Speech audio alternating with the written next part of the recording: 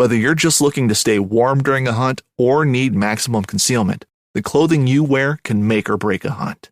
At MidwayUSA.com, we understand hunting clothing has come a long way with more meticulously crafted camo patterns, advanced scent control technologies, and weatherproof options to withstand the elements. Hunters have to wait until their favorite season, but shouldn't wait on gear, which is why Midway USA offers super fast shipping. When you're ready for your next system, log on to MidwayUSA.com. Knives, machetes, saws, and shears, multi-tools, shovels, swords, axes, spears, hatchets, and tomahawks. If it cuts, snips, slices, or chops, Midway USA has it. Find great gift ideas in our huge selection of pocket knives and other everyday carry folding knives. Make a statement or create a family legacy with one of our top-of-the-line hunting knives. We've got a great selection of manual and electric sharpeners, too. For just about everything for the outdoors, check out MidwayUSA.com. Hey everyone, thanks for listening to the Western Hunting Hub podcast. This is a bonus episode with Howl for Wildlife. Lots of things going on right now. Here's a great update with them. In the meantime, I am looking to hire someone. It pays horribly. Looking for someone that does this the same reason I do and just likes to educate and share information. So looking for someone to help on the back end of things. It's a tall order, especially since it's free work. I'm going to be putting the description together. So if that's something you're interested in, scroll down. I think I'm going to show notes my email address, but it's just clint.a.whitley@gmail.com.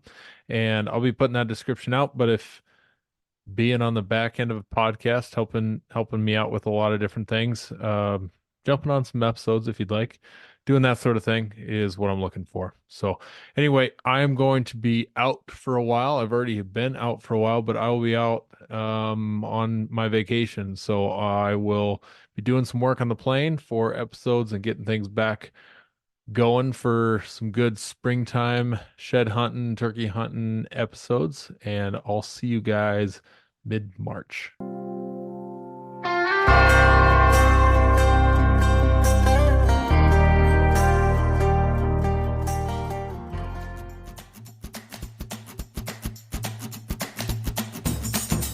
Yeah, welcome to the Howlcast. This is a monthly update that we do here at Howl for Wildlife. And if you haven't heard about what Howl for Wildlife is, we're a 501c3. We're a nonprofit supporting the hunting community, primarily through developing advocacy tools at the website, howlforwildlife.org, where you can learn about, you being hunters, anglers, people that are concerned about wildlife management and conservation, can learn about threats and opportunities that face the hunting community, and our action centers where things really happen, where the rubber really hits the road for our community.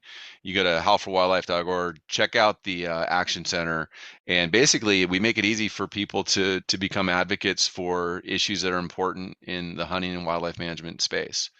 The other thing we do at Howl for Wildlife is we're developing communications tools, mechanisms, strategies, and programs to help bring positive messaging about hunting, like hunting being good for critters. A lot of people that don't hunt don't see that, it's not necessarily intuitive that if you hunt a population of animals, that population does better. But there's facts and data that support that. And so we're bringing messaging to the non-hunting public about the human side of hunting and also the wildlife management side that benefits animals on the landscape through hunting. So we're here to develop advocacy tools and steer public sentiment wherever we can to support hunting as an activity that's intrinsically human and benefits wildlife on the landscape. All right. So the three of us are here today. It's early February with what I believe is going to be the first kind of Howlcast update, just dishing on what's going on in terms of Howl and very sick threats and opportunities that we've got in terms of the hunting space and regulatory issues coming online this year that we need to deal with, and we're trying to get ahead of. John, you just brought up the hot topic of the Yes. of the year so far, which is, you were talking to Dan Gates from Coloradans for Responsible Wildlife Management about what's happening in Colorado. Should we dive in on that first? Yeah, absolutely. I think I mean, I don't want to say it's the most important, but it's definitely important, and it's definitely a hot a hot button right now for us in this space. So, well, Yeah, really for anybody in the hunting community. So, yeah. So we've been just to recap for if you haven't heard about this, and it's possible because it's new and not everybody's plugged into all this stuff all the time. There's a ballot initiative that I will say that the anti-hunting industry has spun up in Mhm. Colorado. They are out gathering signatures to get this on the ballot in November, and they've got about 4.5 to 5 months of window of time to gather upwards of 180,000 signatures from registered voters in Colorado to ban the hunting of mountain lions, bobcats, and lynx. Obviously, lynx are already protected, so it's kind of a null issue there. But they want to ban, and they're using the language trophy hunting and actually defining trophy hunting in statute, which is a first, it sounds like, for anything that we've seen in North America, at least. Mhm. Which really creates, one, it removes management of bobcats and mountain lions, which are heavily regulated, but also hunting's the mechanism for management for those critters. But it's also really a slippery slope for all Western states hunting, all big game hunting, and certainly Colorado. Yeah. And Mike, before we Prey go any populations. further on this, what I want, because this is going to air on a lot of different platforms, Mm-hmm. and you're going to have people from all walks of life listening to it. And Mm-hmm. what I think needs to be hit home here before anything, before we kind of dive into the weeds on it, Mm-hmm. is the understanding, or the maybe the lack of understanding that a guy who hunts whitetail in Georgia should care about mountain lion hunting in Colorado. But I'm just using that as an example. I'm Yeah, not it's on a great Georgia. example. Yeah. I'm trying to pick something as far to the east or far away from Colorado as possible. Um, you know, and I think it's that disconnect. Well, we see it with Howl for Wildlife all the time. That's that disconnect that the other side plays on. That's going to be our undoing. Mm-hmm. Like we need to draw the lines. Why lion hunting in one state, or bear hunting in one state, or elk hunting in one state affects a guy who doesn't hunt those things, who doesn't live in that state? What is the connection Mm-hmm. there? Why should I, who lives in Arizona, care about what happens in Colorado? That, Mm-hmm. I think, is the crux of what we should be talking about, so that people don't just say, "Oh, this isn't. I'm not going to watch it. I'm not going to listen to this. This is not Yeah. part of what I'm doing." Yeah. And I just actually had this conversation with Dan. I was like, having these conversations are already a tough thing. Like if I post a how-to style um, podcast, how to hunt elk or mule deer hunting tactics thing on my podcast, my personal podcast, Days in the Wild. If I do that, I'll see anywhere on the very low end of 5,000, but Mm-hmm. on the high end of 15,000 downloads. Mm-hmm. Okay. Now that's a pretty big sway, but for the most part, it's somewhere between 10 and 12. Okay. But if I post something that is conservation oriented, or talking about Regulations. great, yeah, I can get less than 1,000, but Yeah. if I got 1,000 to 1,200, Mm-hmm. that's 10% Mm-hmm. of what my normal, 1,200 to 12,000. That's a big discrepancy. And it Yeah. just goes to show me, it goes to show, and it shows me that it's very obvious that people don't want to listen to things that they don't think affect them, or I don't like to think this way, but they possibly don't care, you know? Sure. So, Sure. I um, think it's more of that. I think it's just if so, let's say there was a conservation issue. I don't know why I call it a conservation issue. Let's say there was an anti-hunting issue in whatever person's state. Do they still care? I think that's what it is. Now, that being said, there's a certain subset of people who do care, and there's just a certain set of people who don't want to get involved in, let's just call it politics. mhm, So even if it is in their state, they're just like, ah, that's boring. This is going to depress me. I don't want to get involved. mhm. Um, there's probably some of that too. Yeah. Yes. Yes. So Yeah. back up to what you're saying, John. Like, okay, if a person is in Georgia and they hunt whitetail, I think that's what you said. Why should they care about uh, mountain lion hunting or the potential to lose mountain lion hunting in Colorado? Yeah. Now, Connect the dots for me. well, I'm not.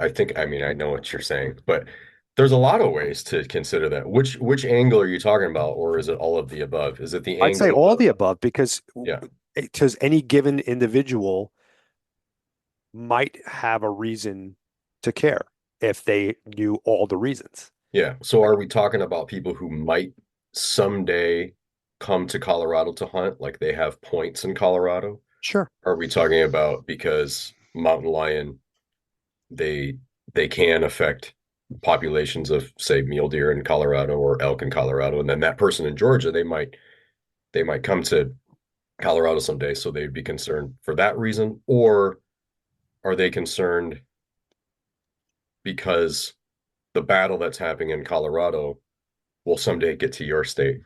What is it we're talking about I here? think we need to talk about all those. And I also think Yeah. how we should also talk about how losing something in one state minimizes our national voice.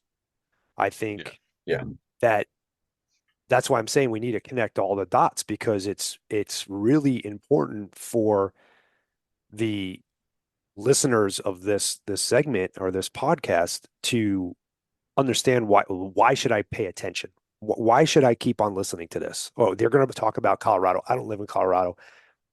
Why should I listen to this? There's a third or fourth aspect of why they don't there's care. Why that there's many. we'll pick on the Georgia whitetail hunter.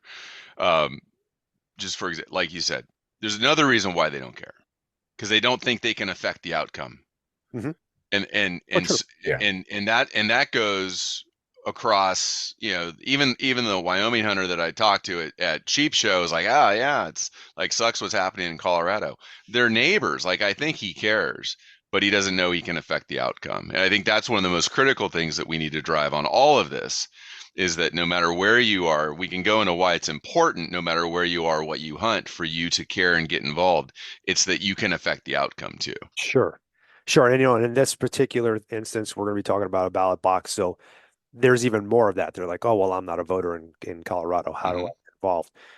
We definitely should talk about that. Actually, Dan brought up something in my podcast that, or in our podcast, I should say, that was also another reason why I think people throw their hands up. He mentioned, he's like, I was appointed in, this position and this position and this position by a anti-hunting governor. And in he had a lot of unfavorable legislators that don't really care about hunting uh, affirm him and all this other stuff. And I'm like, well, you just said something that's really important because I think a lot of people throw up their hands. They're like, oh, well, I'm not going to get involved because we're going to lose anyway. That guy's an anti-hunter, or this is, a waste of my time because, the last time I spoke up, we lost it anyway because, it's an uphill battle. So I'm not going to get involved. And his example to me is like, well, I mean, if you've ever seen Dan, he's like the textbook encyclopedia poster boy child of what like a trapper looks like, or what um, and I said Yeah. not to offend you, but like you're what the anti-hunters paint as a FUD. Like you are that He's the picture, grizzly right? mountain man Yeah, that they would exactly. put that So they would take as the caricature of what they yeah. don't want. So my point is like if a guy like him could get appointed into these positions by somebody like I hate to say it, like them that are Hmm. very anti what we're trying to do, then there is hope. There is an open conduit, an open dialogue that you can be involved in, and however minimal you think your message or your money or your time spent is, it's still an inch forward. Yeah. Like the Well, movie this Game of attack Inches on or mountain whatever. lion hunting has happened 4 times already. This attack on the mountain lion has happened 4 times in Colorado. So 3 times at the commission. The commission said no, we're not going to eliminate mountain lion hunting, and once at the Senate, in the legislature. And the senators, they bend to the wind of the voter. The political winds, Mhm. direct what way they go. And while many of them may be anti-hunters, many of them may be neutral, but we assume they're going to be swayed towards the anti-hunting movement.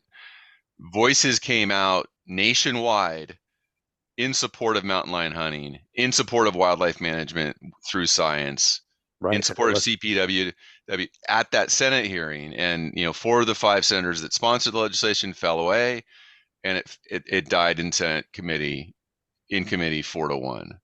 right. So right there, if those senators were all putting their fingers up in the wind to test the political winds of the voters in Colorado, and they sense that the voters of Colorado strongly wanted this, they may have gone forward with it as electeds.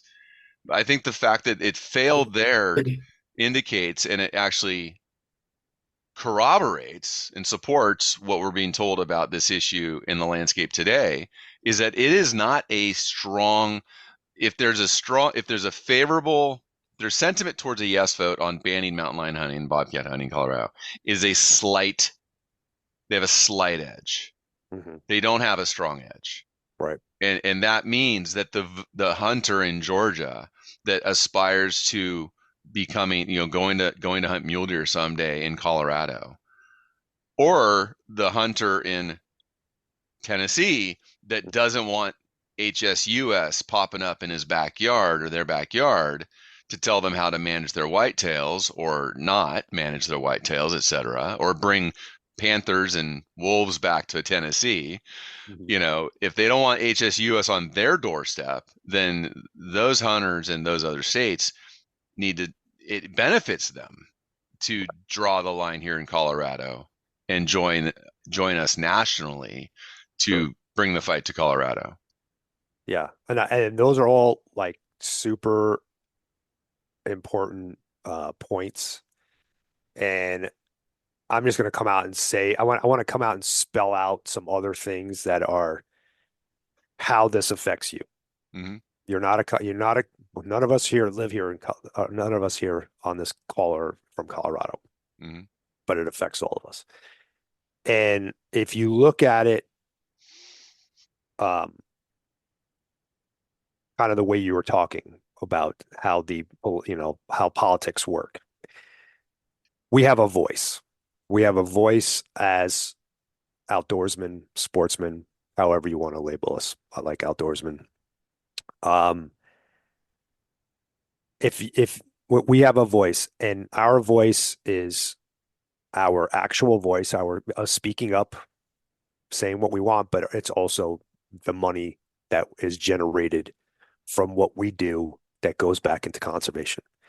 So let's take, if you lose mountain lion hunting in Colorado, there is a portion of hunters in Colorado that only mountain lion hunt, just like you are a die-hard whitetail hunter in Georgia. That's your thing. You do that. If you lose that percentage of population that only mountain lion hunts, okay, you just lost a portion of your national voice.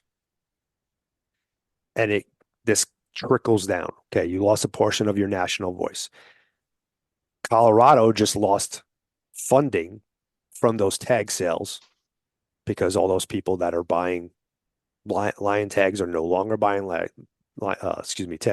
lion tags, and now that money is not there. So that minimized your national voice. It also, now there's less money for Colorado Parks and Wildlife to manage deer, sheep, elk, all the other big game species that are hunted in Colorado, and the non-game species, by the way. Okay. So now potentially there's going to be less opportunity because there's some less money there. Okay. You look at it from another standpoint, which Charles mentioned, more lions on the landscape, less management of lions means they're going to be probably taking more of the other game species that you hunt, like elk and deer. So that opportunity is going to go down. And once that opportunity goes down, there's going to be even less money, which minimizes your voice a little bit more. So like you got to like look at it's death by a million cuts. Okay. You don't realize that you're bleeding out because you've got a bunch of little cuts, but you're bleeding out. There's these little things and it's connected directly to you. We all pay into the same uh you know pot, so to speak, federally. Mhm. Now on a state level, we don't, our state funds don't cross lines, but federally, we all pay into the same pot. And nationally, we all have a collective voice. So anything that takes away a little bit of that national voice is going to affect you. And you don't realize it. You don't think it does, but it's not seemingly affecting you, but it's affecting you. Yeah. So, And the anti-hunting industry capitalizes on that because absolutely. they fundraise. Heck, they fundraise internationally.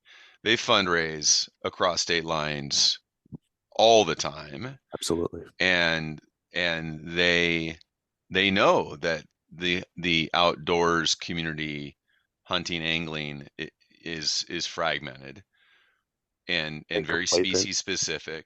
You know, we focus on the species we're interested in, and we focus on the method of take we're interested. We focus on the state we're interested in, Right. and they capitalize on that. And that's why, there's so much of a sentiment like, well, we keep losing. It's like, well, because we're not in the arena. Like Right. we're not in the arena where the game is actually played. And so, and that's why I'm optimistic. I'm optimistic because it's not like we've been so good at it's not like we've been honing the skill of fighting the anti-hunters Oh, we've been for the last 20 years. more Like at it. we're just getting started. Like we're just getting out like the Stone Age tools ourselves and learning what to do. And so there's so much upside to getting every hunter involved at a grassroots level as well as at a small monetary donation level. Like literally, if everyone take half of a box, whatever it costs, a half a box of shotgun shells, half of a box of, Sure. your center fire rifle, cartridges that you hunt with, like that donation alone, if everybody steps in, like we squash this thing successfully, where it stands in Colorado. And Yeah. so that's so key. And it's not even just that. Like, well, if you think about all the time that we spend preparing for a hunt, scouting, running trail cameras, Yeah. shooting your bow, and you take all this time and all this effort that goes into looking at gear and whatever. I mean, A couple minutes are needed, just a couple right. minutes. If you took 2% of that, 1% of that time spent and effort spent, and you put it towards this, we would be unstoppable. Yeah. Charles Charles, and I, you look like you want to say something, yeah, Charles. sorry.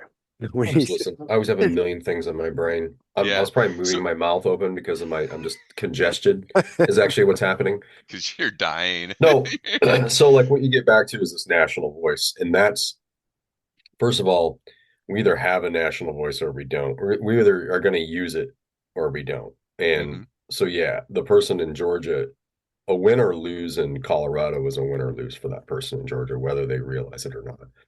And what both of you were saying, and Mike was just touching on, we're starting from zero. here because we haven't done it really before. So he's optimistic. I am too. This is I, definitely what Howl does and what Howl has been doing Hmm. on this specific Colorado issue. It's a perfect example because all we can do, which has been extremely powerful, is distribute information. Make sure people in all states know what's going on in Colorado. And if you're not in Colorado, what can you do if you're not in Colorado? Well, right now you can give money. And I think just yesterday, so the only state, and this is crazy, we're We're gonna down to fix this. one. There's Are we we're down down to to one? we're down to right. one state now. We call Save the Hunt Colorado, the Coloradans for Responsible Wildlife Management, and now the Issues Committee. The only state they haven't got a donation from is Hawaii. Come on, They've Hawaii, got a step state from up. They've got donations from every other state, and that's just not one donation. Yesterday, I think there was 63 donations that came in Mhm. to CRWM, and like all but 13 of them were Out of out of state. state donations. That's So awesome. that is huge, Yeah. and yeah, we are a juggernaut if we come together. We are bigger than the anti-hunting, um, whatever you want to call it, conglomerate coalition. Avatar. If we actually all come together. Yeah. And what I mean is, and that's sportsmen. That's hunting and angling and shooting sports. And you know what, sportsmen? Who was I listening to? Mike? Was it?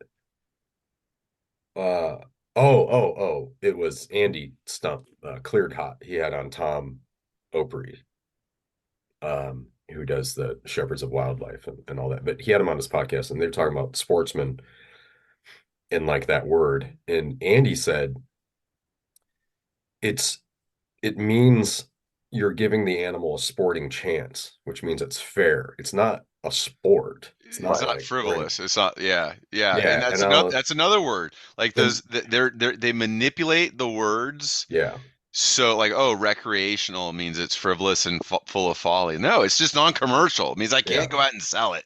Like recreational is the opposite of commercial. yeah. Sportsman means like you. Thank you for that because I've wondered. Um, yeah, It that never had anything to do makes with sports, and he actually went back in history and talked it's about sporting. where it kind of came from about giving something a sporting chance. It Hmm. has a chance. It's free range, and Give it a head start.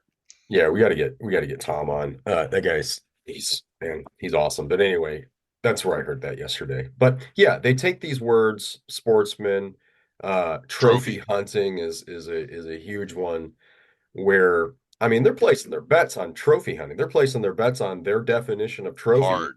saying we just go in and take the head. I mean, and we have laws in a lot of states that prevent that. Number one, specifically in Colorado, there was a law preventing that. You must take the edible meat out of there. But it's not the law that's forcing people to take the edible meat out. Also, Right. that has to be a huge Right. understanding.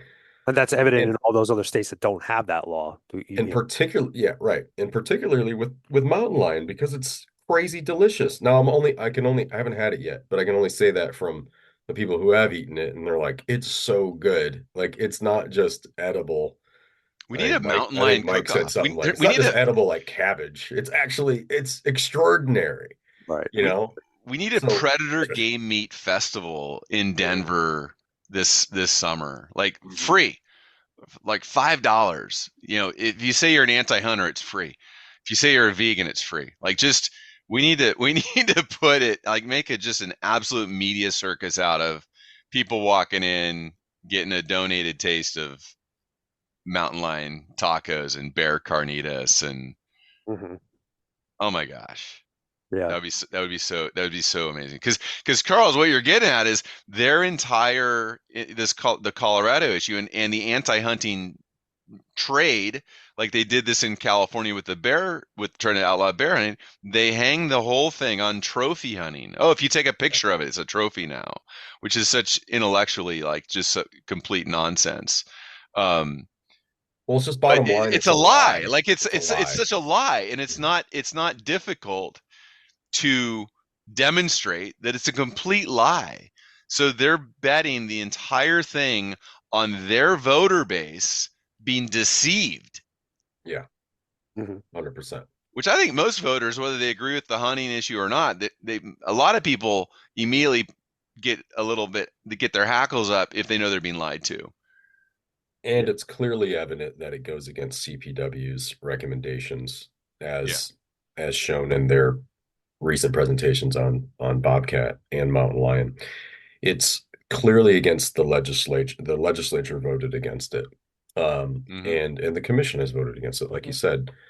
So now it's a lot harder to lie to the legislature, and because it's easier to reach them and have meetings and get them set on, what's true and what's not. It's a lot harder with the general public, so they are relying on lies to get this passed, which is just absurd. It's insane. That's dangerous. And they're not, these groups, they call themselves conservation groups. If they are going against presentation from biologists time after time after time after time after time again, they are not a conservation group. No. They're clearly they clearly tell us what they are, and they're an anti-hunting, anti-human, they're social anti-wildlife. activists. It actually makes them They're anti-wildlife. They're bigots. How many wildlife experts have to say this is a bad idea? When Stephanie Seamat came and said spring bear is sustainable and we have populations in Washington, what did Washington Wildlife first say? They call themselves a conservation group. Nope, we're against it.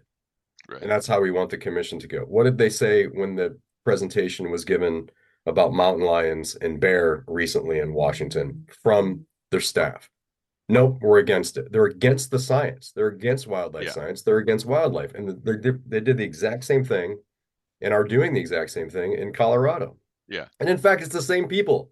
Again, Samantha they work Miller, across it. Who was in Washington, is now in Colorado saying, you guys are just trophy hunters and we are against the science and we are against wildlife again, and we're going to lie to the public to get them to vote our way.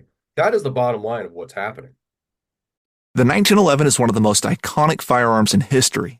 Designed by John Browning, the 1911 was the standard issue sidearm of the U.S. military from 1911 to 1985.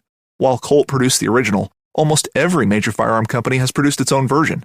It's wildly revered for its reliability, crisp trigger, and is still a favorite for all types of shooters. Whether you're looking to buy or build a 1911 and just about everything for guns, log on to midwayusa.com. On average, it takes about 30 days for a person to break their New Year's resolution. So if saving money was on your 2024 list, your odds aren't really looking that great. Luckily, I have a 100% guaranteed way to save you money this year. Just switch to Mint Mobile right now. Mint Mobile has wireless plans starting at just $15 a month. That's unlimited talk, text, and data for $15 a month. If you save as much as I think you're going to, you are going to be able to afford a brand new rod and reel. Use your own phone with any Mint Mobile plan and keep your same phone number along with all of your existing contacts. To get your new wireless plan for $15 a month and get the plan shipped to your door for free, go to mintmobile.com/waypoint. That's mintmobile.com/waypoint. Cut your wireless bill to $15 a month at mintmobile.com/waypoint. Additional taxes, fees, and restrictions apply. See Mint Mobile for details. Yeah. And that's why I think we can win, because we got to expose that lie. Nobody appreciates being lied to. So somebody's out of state. Let's just get to where the Colorado situation is now. The ballot, they're starting to collect signatures, assuming they are successful with collecting signatures. It goes on the ballot. How does somebody from out of state or in state, let's look at the two of them, how does somebody from out of state affect the outcome if we know that there's this big lie that's being presented to the average non-hunter? And then how does somebody in state affect the outcome? Let's look at somebody's out of state. We're asking them to get involved. We're asking them to commit to supporting this because it will benefit them and the rest of the hunting community. How do they help out? Well, I think those tactics, those things you can get your hands on, those are being worked on right now. So what to share. Is it what money? Do you, is money part of the out of state person? Is it largely? Oh, it's always going to be money. Okay, yeah. Well, of course, yeah. I mean, If of Sorry. course that's the simple one. Yeah, if you can give money, of course that's one way you can help. Because what's that do? I, What's $50 buy? Like what is that money gonna go to well, between now and November? I can tell you so far what it has gone to. It has gone to a week after in September when this initiative was dropped, Initiative 91. Hmm. A week after there were within a week there were lawyers hired and a campaign strategist and all that, and it was immediately in court challenging the title Hmm. of something about trophy hunting. Um, From that was young. done within a week. So, and then throughout the next few months, basically that money was used to delay um, uh, the other side, the anti-hunters, from being able to start gathering signatures. So that's just one example So where we got that money was 4 months, used. 4 months of delay by Yeah, leveraging the legal strategies available, yeah, which only happens if you've got a team that's knowledgeable and good right. at this. And so that 4 months of delay compresses the amount of time that they have to get signatures, and which further compresses the amount of time that they're going to be able to invest in advertising to the non-hunting public. Yeah, I mean, basically, if you're going to fight something at the, ballot level or whatever level, it's going to require a team. And that's where the money has to go. So Yeah. messaging, marketing, advertising, polling, events, traveling, all the stuff that it takes, to win an election, essentially. Paid media. That's where money goes. Yeah, Yeah. media. Buying I ads. mean, yeah. You name it. That's where all the money goes. But I was thinking before, like, what does a person do Yeah. besides money? Um, currently right now the battle is like, we're kind of getting our sides together, right, so right now it's with the sportsmen. Hey guys, here's what's going on. Let's organize, let's raise funds, let's give you information that you can share.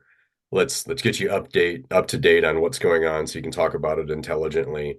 And how do you share that? That's the kind of Hmm. things that we're kind of building right now. When I say we, I'm talking about like whoever's running the show. I'm just aware of what's happening. Right. Right. But those are things that you can do sitting at home. If you see something on Instagram and it says, "Hey, go to this link to share the 7 tenets of the North American model," you can download those to your phone and get those shared out on your platforms. Um, What accounts should people be following to stay informed about Colorado themselves, and then also help share that content out to the rest of their community? CRWM and Howl. Howl and Yeah, CRWM. yeah. I Okay. mean, there's there's a lot of people helping, right? Hmm. Sharing that. But I mean, essentially it's originating at CRWM. Okay. And then, we'll see that and just get that out to more people or email it to more people or all of our top secret lists that we have or whatever, you know what I mean, to get the information out.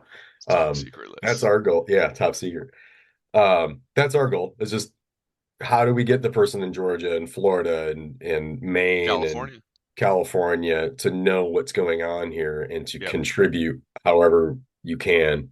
And that has been successful so far. It's been wildly successful so far. It's been way more successful than the entire campaign, where Colorado was faced with should they bring in wolves or not.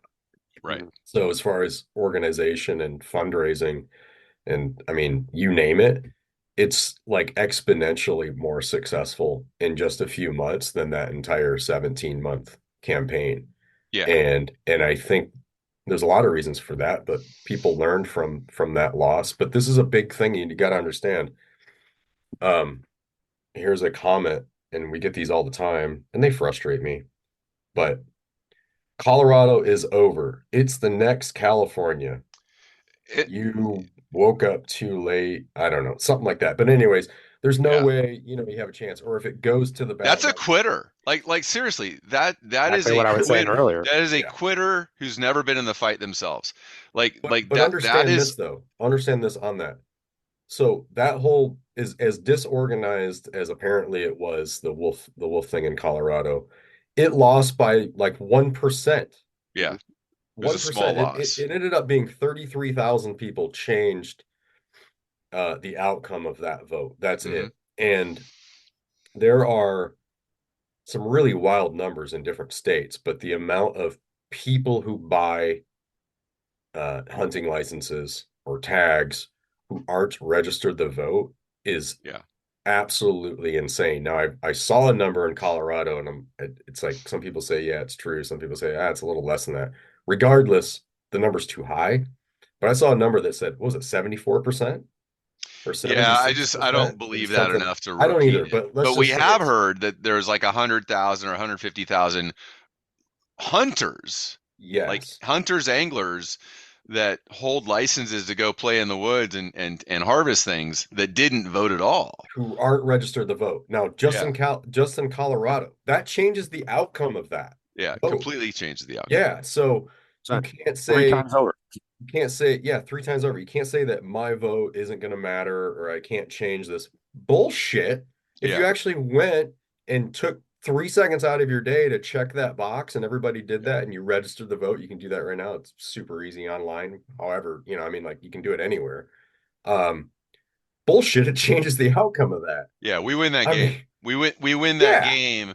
I use the football analogy that too often we're all out in the parking lot, you know, two kegs in and barbecuing and complaining about the refs while the other team is in the field on the third quarter just run up and down the field. yeah, It's like let's just at least get into the field, get in the arena and make a try at it and start to move the ball an inch at a time. Like, no, it's not going to be all touchdowns, but we need to start moving the ball.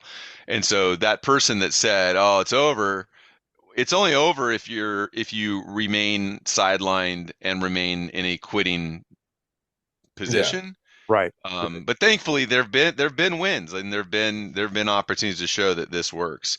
You yep. said 63 donations came in yesterday. Where are these donations coming into? And if I want to be the 64th donor, how do I do that? How do I get money, resources? I'm following CRWM now. I'm following Howl. How do I get resources financially into this fight to see this thing go positive? SaveTheHuntColorado.com Okay. and go to donate. Yeah, it's pretty easy.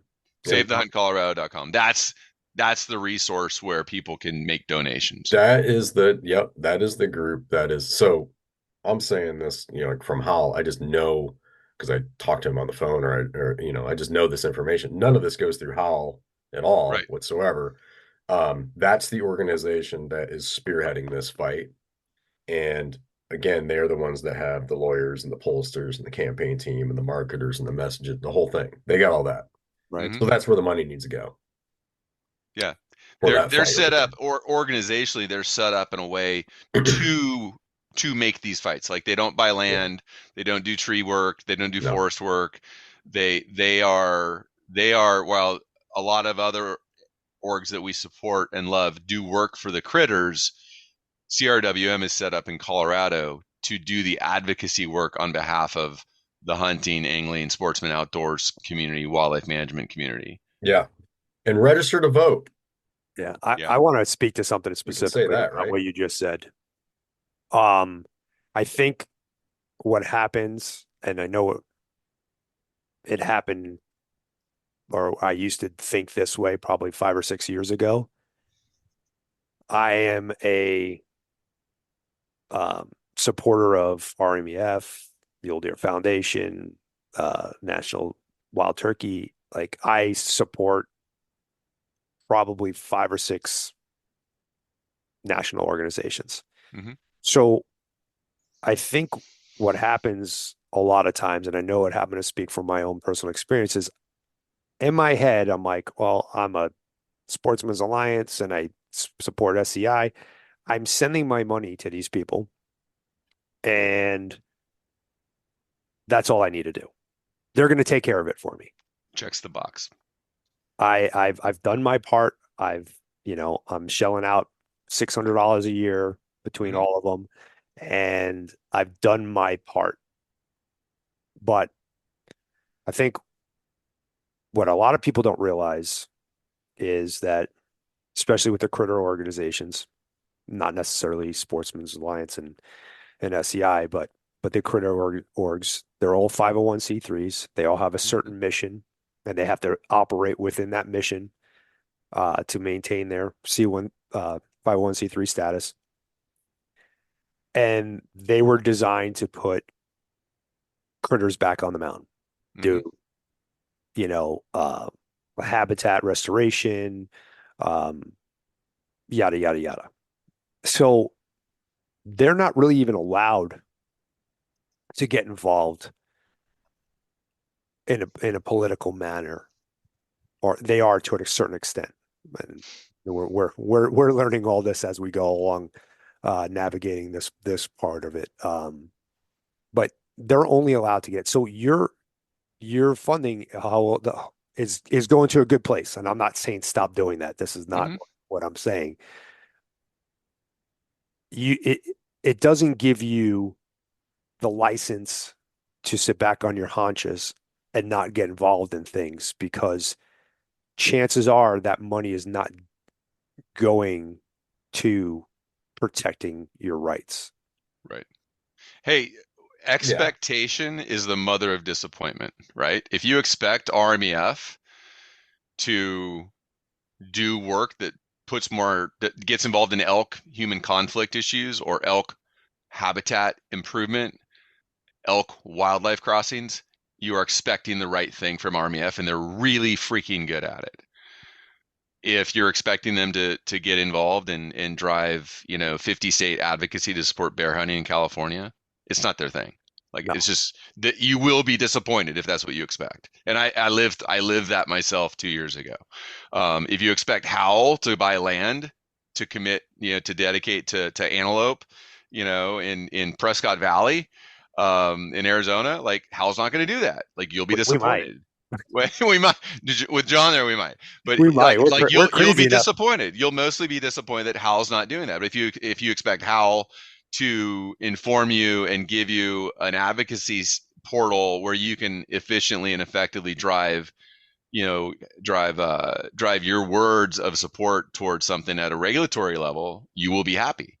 And so I think it's just the key is that, like you said, like that they're good at what they do, Mhm. but they don't do advocacy. And in this realm with Colorado, CRWM is the C4, is the organization Right. that is designed for the purpose of getting the team together and funding, paying for, through mostly donations, paying for a battle at the ballot box that we can win.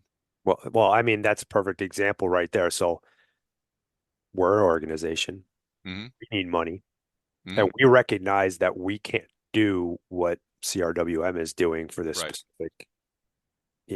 Normally we could be very effective because we can get people involved and have them voice their opinion. Where this, because it's a ballot thing, Yep. it's specific to voters in Colorado. So we can't, we at some point we could probably get involved in that to organize people that are, but actually checking a box on a ballot, we cannot do. Yep.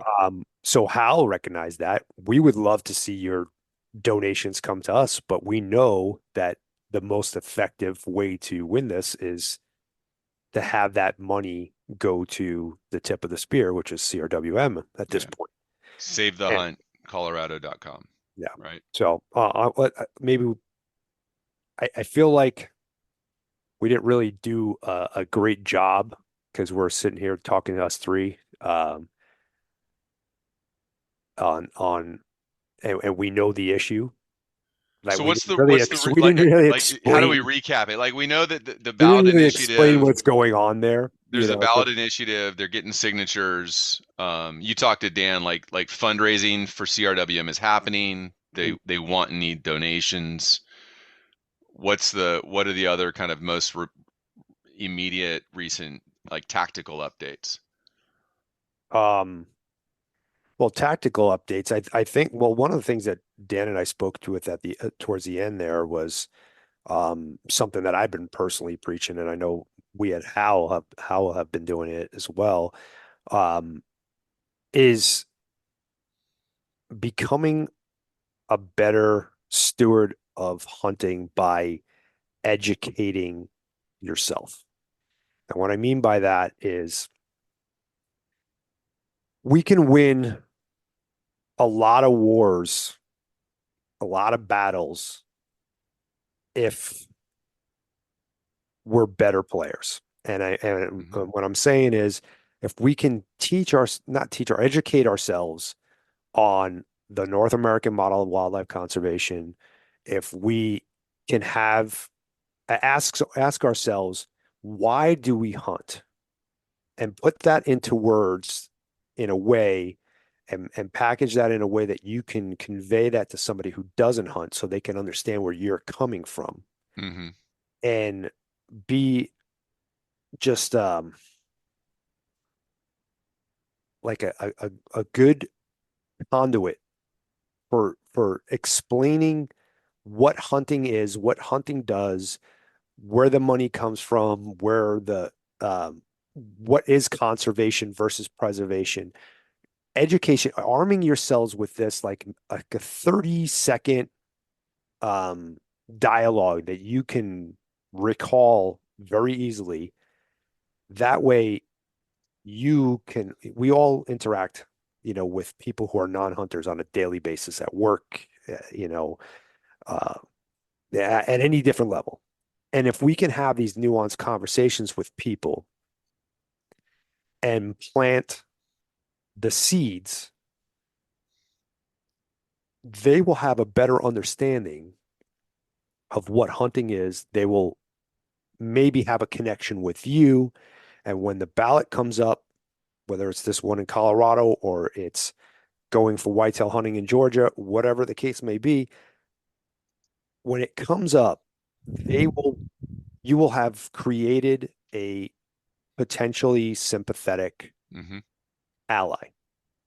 They may not see eye to eye with you on everything, but it's the same thing like inviting people over for, wild game meals, you know, having conversations constantly about it, but portraying all the human intrinsic values of what it is to be a hunter. It can't always be about the money, and definitely can't be about, oh, it's a challenge and I like the adrenaline rush. Like listen, all hunters, we all enjoy the adrenaline rush. We all enjoy the challenge. Like it's part of hunting. And we'd all will be lying to ourselves if we didn't agree that that is something that is an important part, but it's not the only part. Mm-hmm. It's not the only thing. Like people need to see what hunting is through your eyes, but you need to be able to do it in a way, one, that you're not going to offend people. Mm-hmm. And two, you don't want to do hunting a disservice by, the last thing a person wants to hear, well, this is my right. Yeah, it doesn't. That doesn't do well, right? It doesn't win. I mean, it may be correct, but it right, doesn't sway the conversation. exactly. So the goal is to have conversations. Like you want to do good. Now, the last thing I want to do is create an army of people that are going to sway people the wrong way. So you need to be mindful of how you go about this. And it might not be something that you come up with in a week's time, and hopefully we'll have some information for you Yeah. guys to do that. I was But talking to Garrett Weaver yesterday. We were just on his podcast, and he pointed out he had a friend who, very, progressive liberal, anti-hunting, Mhm. for all the reasons that you would expect her to be anti-hunting, because everything she's been told.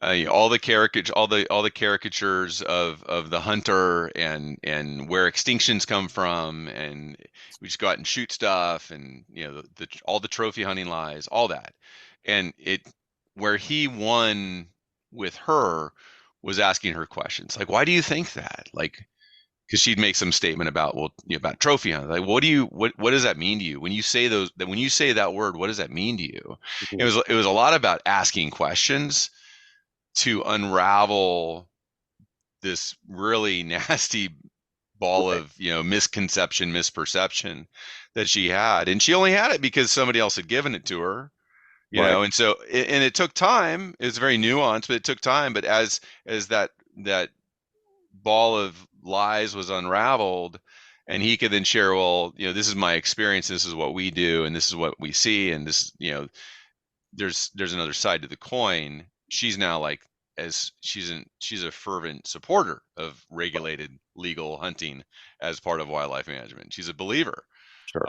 And so obviously not every conversation will have you won't have that time, Right. but within all of our Passing- spheres, we do passing have on. time. Like, we work with somebody, we see them every day. You can lace, talk to somebody 5 minutes a week on the issue, and all of a sudden you've steered the ship around. But a lot of it can be done with asking questions to understand why they think the way they do. Sure. And a lot of times you're gonna uncover that they have been given bad information. Yep. And you Absolutely. can't blame them for having been given bad information if we haven't given them good information. Exactly. And that's kind of what I was getting at is Yeah.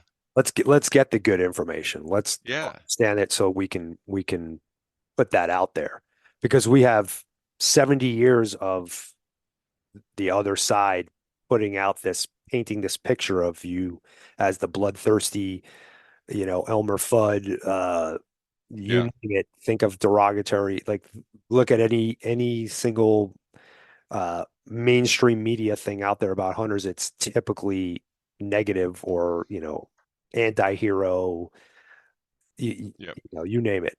So I think that's an important battle to win, but I don't want to spend too much more time on that because we got You a guys couple of have things to talk about. some time still, because I think there's at Sure. least one other topic state Yeah, let's talk about that we should touch Washington. on. Yeah. What's going on in Washington? Go ahead, I'll Charlie. I'll What's going on in start. Washington? PN Oh. Wild podcast. PN Wild is doing an amazing fundraiser. Those guys sat around the campfire a week or two ago and decided to do a fundraiser for Howl for Wildlife that everybody in North America can participate in. They're selling a T-shirt. It's a very cool, simple. Says bear hunting is conservation. They're big into bear hunting. We're big into bear hunting. A lot of you that are listening are big into bear hunting. It says bear hunting is conservation, and they're kicking down 50% of the revenue, not the income, not the profit, but the top line revenue from this T-shirt sale. 50% they're kicking down to Howl for Wildlife, and they're going to close that out on February 26th. So if you're hearing this between now and February 26th, jump onto PN Wild's website and buy yourself a dozen or so T-shirts. Well, that's when the pre-orders end. That's when the pre-orders end. Okay. Yeah, they're actually going to keep it going past that, but that's when the pre-orders end. Is Phenomenal. Yeah, and there's been a ton of shirts sold. Yeah. Well, last I checked. and our golly, Cameron Haynes, Go Hunt. Am I missing anybody? Those three are matching. No, I think that's it so far. Are matching the donation. So it's insane. So your $30 T-shirt that you buy to advertise that bear hunting is conservation yields upwards of a $60 donation through the magic of matching funds to Howl for Wildlife.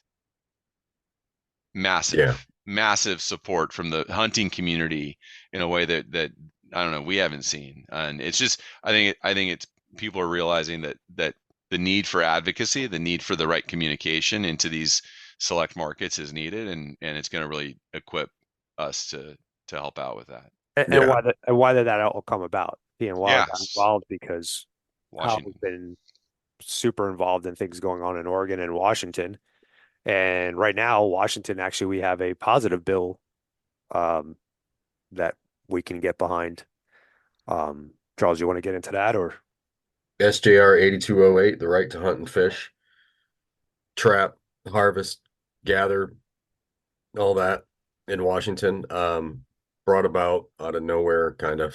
Nobody Nobody really knew it was going to come up, which is actually unfortunate, but it's a bipartisan bill, meaning Republicans and Democrat senators have sponsored a bill to get that into the state's constitution. So it has to go, it's currently in the Rules Committee. It's got to get out of that. I don't know when that, I don't think it's scheduled right now. I don't know when that's scheduled, but if it does that, it goes to the Senate, then it's got to pass through the Senate. If it does that, then it's got to pass through the House. And then I don't know if it then goes to the governor on these things. But anyway, if this all passes, it then goes on the ballot this year in 2024, which is a little crazy for the I say a little crazy because it's like a quick turnaround on this. But the general populace would vote on that to have that a part of their constitution or not. And it is extremely positive, and it would. Okay, let's say what does that do specifically? Because I know a lot of people like, well, I already have a right to hunt and fish, but Well, you don't, for the people who say that. That's not. It's always going to be a privilege to do it, and it's always going to be something you can lose. When there's a right to hunt and fish in a state, what that essentially is saying is if so all the normal processes of setting your seasons and quotas and all that are still there, none of that goes away. What that means is if through that process, let's just say the department determines and recommends and says, yes, you have a huntable population of deer still or elk still or whatever it is, or yeah, you can fish for salmon, or no, you can or no, you can't fish for salmon, depending on, what's going on at the time. If the science and the data supports you being able to hunt that particular population, then you have a right to that. It can't be taken away by anti-hunting, anti-human, anti-wildlife orgs like Washington Wildlife First when they and come their to the ballot commission initiatives when they come and to their the ballot commission initiatives. and say, we don't think you should hunt bear because bears are sentient beings and have families. So some emotional reason. That means you can't lose hunting by something as frivolous as that. That's really what it means. If you do something wrong, you can still lose your privilege, right, whatever you want to call it, to hunt if you do something wrong. It doesn't mean you can trespass. It doesn't mean you can just go kill whatever animal you want at any point in time because now you just have a right to it. It doesn't mean any of that whatsoever. There are rules. It means that the good rules that are there, where it's based on data and science, that means you will get to retain those hunting rights, fishing rights, when the science supports it. So what it's really doing is setting up a roadblock against anti-hunters. And if they do want to take something to the ballot, they would need I don't know what a super majority, it's like a super 67%. majority. Yeah, for something to pass. They basically have to have enough votes to make a constitutional amendment. Yeah. Like it puts it at that level. Why would 5 senators just walk a very clean, simple, 1-paragraph bill out, unbeknownst to the stakeholders that will benefit from it or consider a threat? Why would they pop this out on the landscape? What are they responding to, if you were to guess?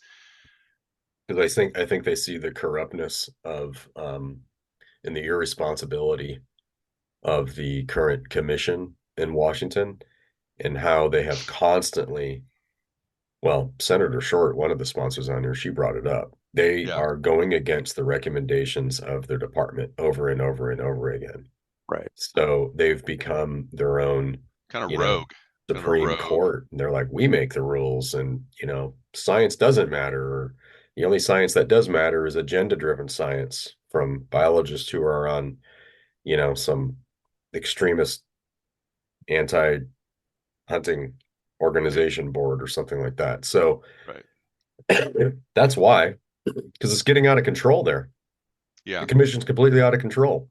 So they're trying to combat this with a right to hunt and fish. I wish there was a little more time on it, but there isn't. It is what it is. And I also wish that more sportsman organizations would nut up and get behind it publicly and get their people involved in it instead of just being afraid of losing. I'll It's say that bizarre. too. It's bizarre. That is frustrating. If this gets out of the House, it gets through the Senate, it gets out of the House or the Assembly, whatever you call it there in Washington, and this gets to a public vote, it's going to be, well, it's going to give the anti-hunting trade a two-front war. They're going to have to deal with that in Washington while they deal with Colorado. So that is good because they have resources, but they're not infinite. Yep. But it also we have resources, but ours are not infinite either, and ours are not always not as well organized. But that means we're going to need to get behind that ballot initiative in Washington.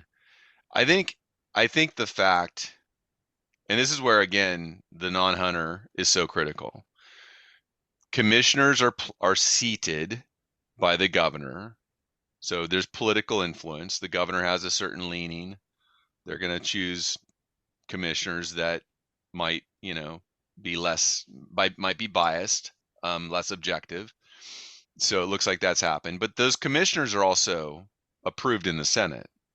The senators are electeds, and so I'm hopeful, regardless of outcome on this right to hunt and fish forage constitutional amendment, regardless of outcome, I'm hopeful that we can start to sway the non-hunter public opinion and sentiment to see and understand that they have a commission who's rogue and ignoring science, the best available science, ignoring their charter, and that politically in the Senate we can start to put pressure on the electeds to either start removing commissioners or at least not confirming commissioners that are so blatantly flawed. And again, this is like where we as a hunting community will never have the majority votes. Like we can't R3 ourselves into the majority. It's not going to happen. But we can get relationship, relatability, and relevance with the non-hunting public to at least want good science to be done. Same Right. thing as in Colorado. You want good science happening in Washington State, and they've got a commission that just flagrantly ignores the best available science that's coming out of their department. And so we need the general public there as well to become part of the voice that tells the electeds to get their house in order. Yep. Absolutely. Well, So right now on that, you can call. We have a call action set up, not an email yet. Is I know we talked about this. The calling in Yeah. has much more effect than an email. Like if you call and leave a message, or you call and talk to somebody and deliver a message with the electeds, it has a much stronger effect. Have you set up that way because it's stronger, or because the email function just isn't an option right now, like with the way they have their intake system set up? No, it is. Emailing is an option. It was just these were turning around in just a couple of days. Yeah. And I just felt like let's see how many people can call that's going to have a better immediate effect. And it's a real person, right. on the other side of that call. And Well, I actually got to speak to one I senator. wanted, yeah. When I called, I spoke to a few people. I left some messages, but there's some of the anti-hunting orgs, they say we're fraudulent because we aren't real people that are sending in the emails. We're using bots or something like that. So I'm like, all right, we'll pick up the phone and call. Mhm. So, and 398 individuals have picked up the phone and called, which That's huge. which means now I don't know how many senators they got through the list, but how many senators were there in this latest one? Is it 17? Is it still or active? 11? Is this action still active? And for how long? Because we don't know when people are going to listen to this. How long will this action be effective, you think, for the life cycle, or when they go to the action center? How long will we have it? What's our timeline to get involved and have a voice on this? This bill's sitting in the rules committee right now, so it's up to them to vote on it and get it out of there. So I don't know when that's going to happen, but that's where the calls are going right now, to the 17 sitting members of the rules committee. So if people have made it through all 17, which I doubt they did, That'd be 6,766 calls. But let's say they made it through 3. I mean, that's over 1,000 calls. That's just as powerful as, maybe more powerful. I don't even know if it's comparable to Probably 10,000 10x, probably 10x. emails. Yeah. Yeah. So, but one of the cool things that I think we're going to have soon here to combat the whole email thing is you will be able to record a 30-second video and send. So you get 30 seconds, you record your own video, and then that gets sent to every decision maker.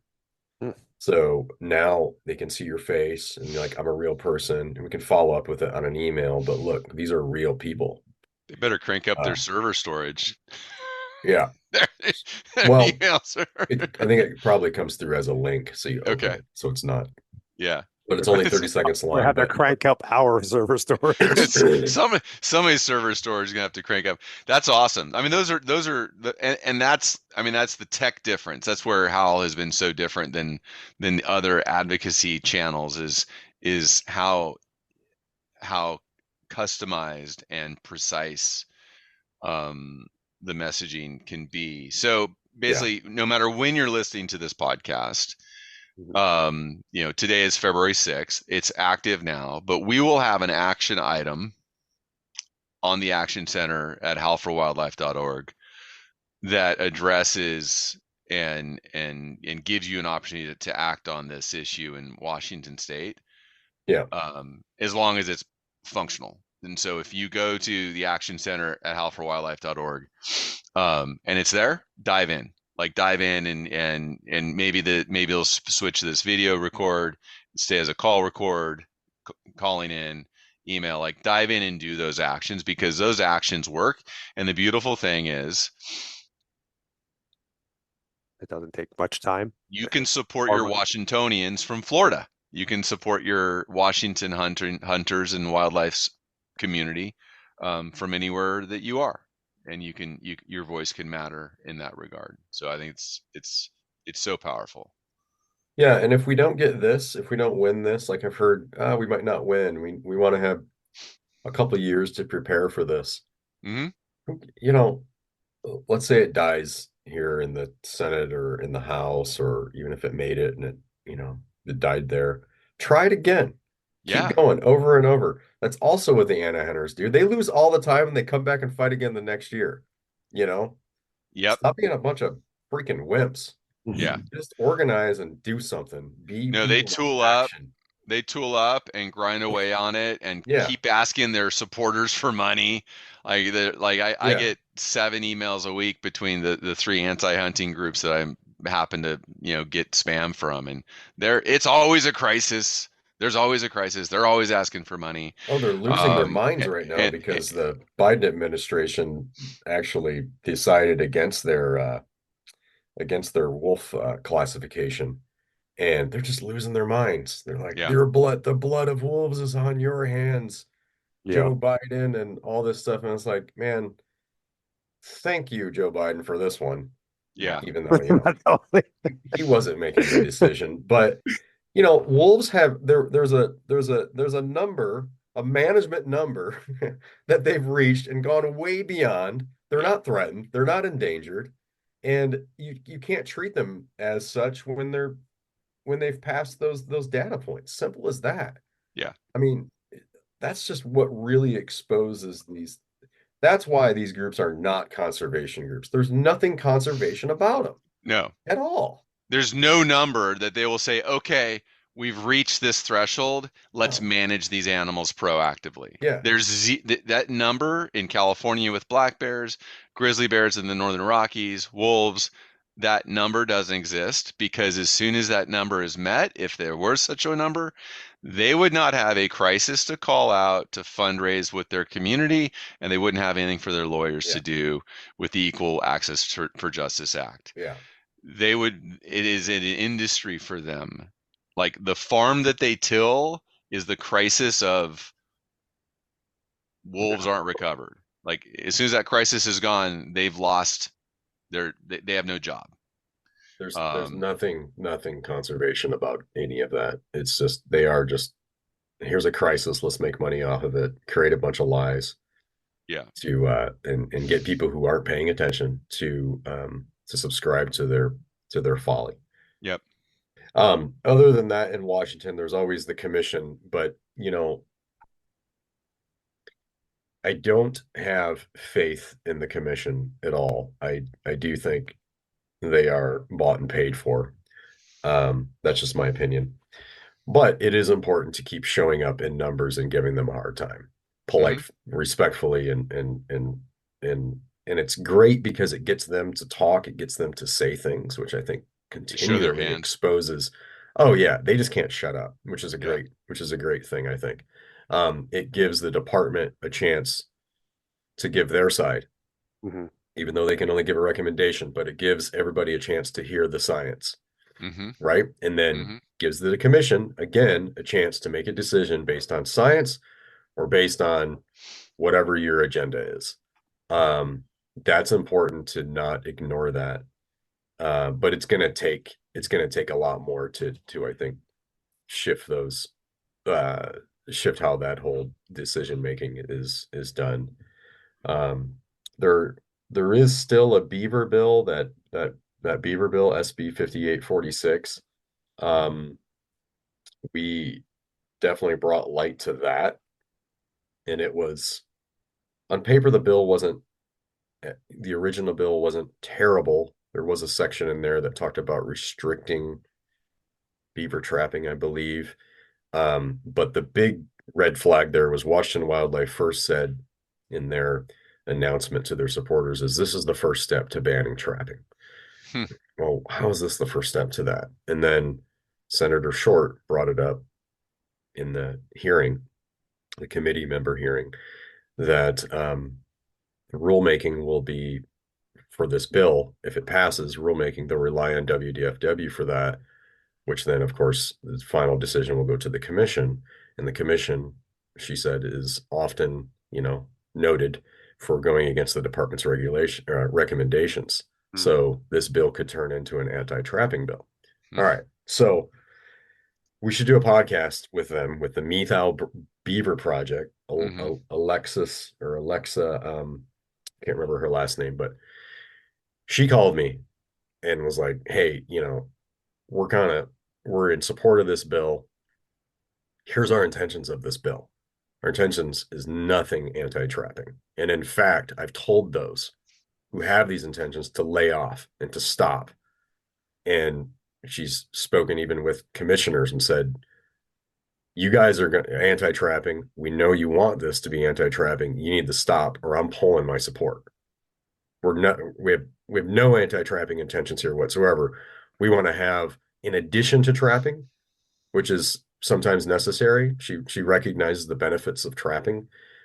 We just want to also have relocation efforts or coexistence efforts be available to the landowners so they can choose what options they want to go. But we're not anti-trapping at all on this. Well, the bill has now, and I got to tell you, it's because of the people who got involved and made the big stink about this. The bill it now has amended language that is much more in support of managing beavers, right? Not restricting trapping or anything like that, but managing beavers through the use of relocation, coexistence, or trapping. And I have trust issues, right? Because either way, it's still going to go to the commission, even though, I think it's been made clear to them, leave your anti-trapping, anti-hunting hands off of this, or you're going to lose a lot of support. So I still, have some trust issues, but we'll see where the bill goes. I'm kind of just neutral on it right now because it's tough the original intent of the sponsor, Solomon, was anti-trapping. Yeah. Right. He's changed it. He's changed his mind.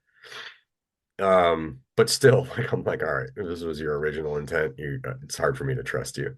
Let's get that conversation set up. So more people can understand. It's an interesting conversation. The beaver proponents. Yeah. It would be great to have that conversation that you had expanded on and shared publicly. It would also be great if they would go to the commission proactively and make their statement in the public venue of what their intention is, and as the beaver proponent biologists, community, Yeah. what they know that they don't want to have happen, to get that on the table. Yeah. But yeah, let's definitely set that I up. would love to be in support of this bill. It's just, there is obvious behind the scenes talks between the anti-hunting organizations and some of the commissioners. I mean, you had, besides the anti-hunting organization saying this is the first step to banning trapping, you had one of the most notorious commissioners show up to that committee meeting and give testimony in support of this. And, Right. it's like, connect the dots, I mean, come on. And now we know also the blue sheet that came up in November of 2022 from Commissioner Rowland on beaver management. I know now for a fact her intent was anti-trapping. Yeah. So, yeah. Hey, but you got nothing to worry about in Washington. Right. That's what they say. We don't need a right to hunt and fish because there's no hunting no and fishing threat. isn't under threat. That was actually Yeah. said. That was Yeah. that was a real Yeah.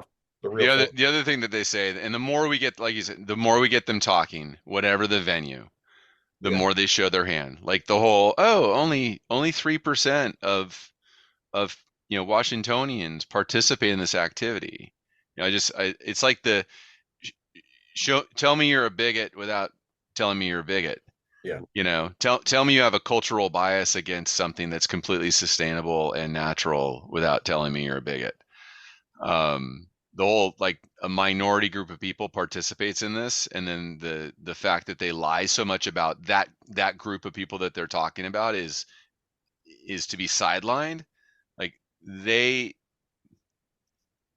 Well, but it's also that 3% that 3% isn't responsible for 3% of the budget or the funding or the conservation dollars, right, or the 60%, ecotourism that hunting is. It's so much money that 3% is spending.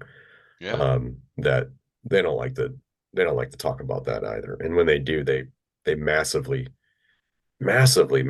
skew it. It's just crazy what's coming out of this whole rewilding thing and wildlife for all and all that, where they're basically just saying, there's not a lot of funds come from hunters, from sportsmen. Right. That's all myth. Yeah. It's billions of dollars. Yeah. The economic impact, it is ecotourism. Yeah. Right.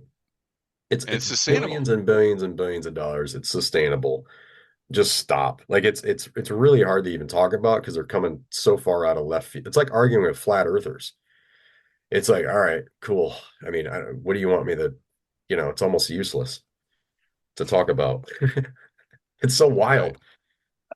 I think that's a good time right now. I want to thank everybody that is participating in this program of syndicating. That says to me that you get it.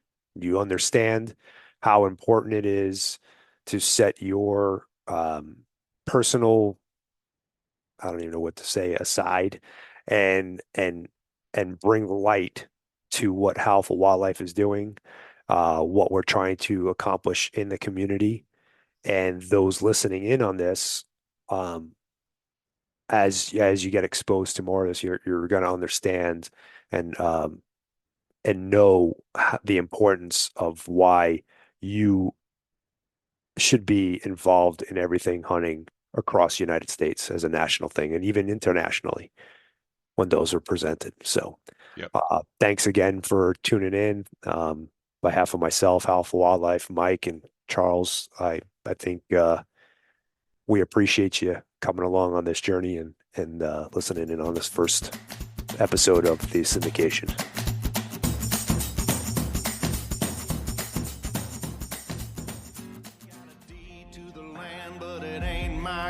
This is God's country. On average, it takes about 30 days for a person to break their New Year's resolution. So if saving money was on your 2024 list, your odds aren't really looking that great. Luckily, I have a 100% guaranteed way to save you money this year. Just switch to Mint Mobile right now. Mint Mobile has wireless plans starting at just $15 a month. That's unlimited talk, text, and data for $15 a month. If you save as much as I think you're going to, you are going to be able to afford a brand new rod and reel. Use your own phone with any Mint Mobile plan and keep your same phone number along with all of your existing contacts. To get your new wireless plan for $15 a month and get the plan shipped to your door for free, go to mintmobile.com/waypoint. That's mintmobile.com/waypoint. Cut your wireless bill to $15 a month at mintmobile.com/waypoint. Additional taxes, fees, and restrictions apply. See Mint Mobile for details.